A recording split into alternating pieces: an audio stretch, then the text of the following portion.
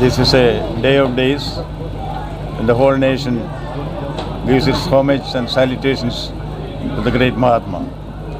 This day should teach us that the teachings of Mahatma Gandhi are relevant for all times. As I say, Caesar the dead is mightier than Caesar the alive. Gandhi is stronger after his death. We are all inspired by him. We are indebted to Father of the Nation. Thank you.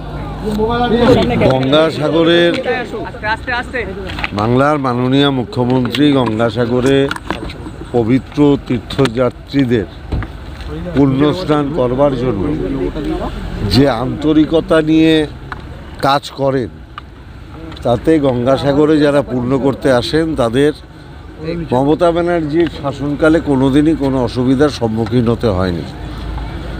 কারণ মমতা বন্দ্যোপাধ্যায় মন প্রাণ দিয়ে আন্তরিকভাবে যাতে পুণ্যার্থীদের অসুবিধা না হয় সেই কাজটা করে।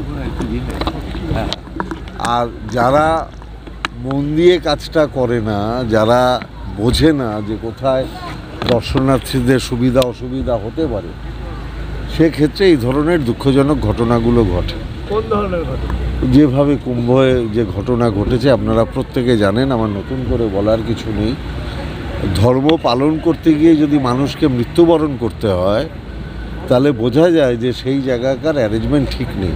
কতজন মারা গেছে এই রাজ্যে? এই রাজ্যের কতজন?